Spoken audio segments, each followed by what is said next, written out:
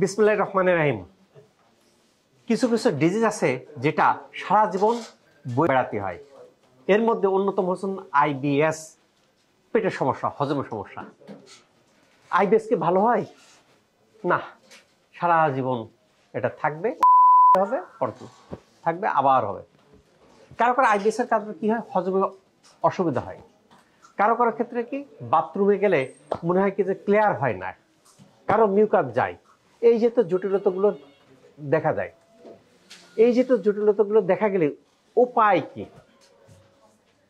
যেসব রোগগুলো যে সারা জীবন বয়ে চলতে হয়, শশী হাসপাতালে আসার পর দেখে সেই রোগগুলো ভালো হয়ে যাচ্ছে।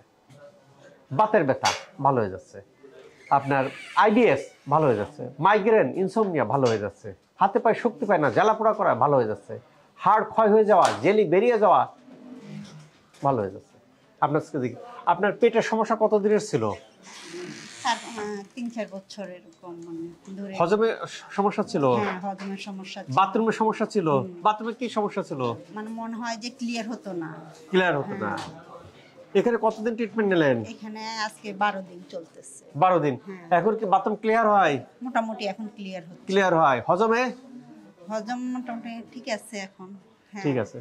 আর কোমরে কি অসুবিধা ছিল? কোমরে আমি শুইলে উঠতে পারি না ব্যথার জন্য। তারপরে বসলেও উঠতে অসুবিধা, এখন মোটামুটি আমি উঠতে পারি। উঠতে পারেন? হ্যাঁ। আর হাতের কি সমস্যা ছিল? হাতে এখানে ব্যথা, জয়েন্টে এভাবে হাতটা শুইলে, হাত পিছনে দিয়ে শুইলে হাতটা সামনে আর আনতে পারি, সামনে আনতে যেত না, তখন আর হাত দিয়ে ধরে আনতে হয়। এখন মোটামুটি করা যায়। কয়দিন হলো? আজকে 12 দিন। 12 দিনেই দেখেন রেজাল্ট। কতগুলো সমস্যা, পেটের সমস্যা, কোমরের সমস্যা, হাতের সমস্যা, আল্লাহর রহমতে 12 দিনেই একটা রিমার্কেবল চেঞ্জ আসছে। এই যে তো রোগ যাদের আছে তারা এখানে একটা কম্বিনেশন ট্রিটমেন্ট নিলে দেখবেন কি আল্লাহর রহমতে এগুলো সব ভালো হয়ে যাচ্ছে, সুস্থ হয়ে যাচ্ছে। আপনাকে ধৈর্য ধরে ট্রিটমেন্টগুলো নিতে হবে।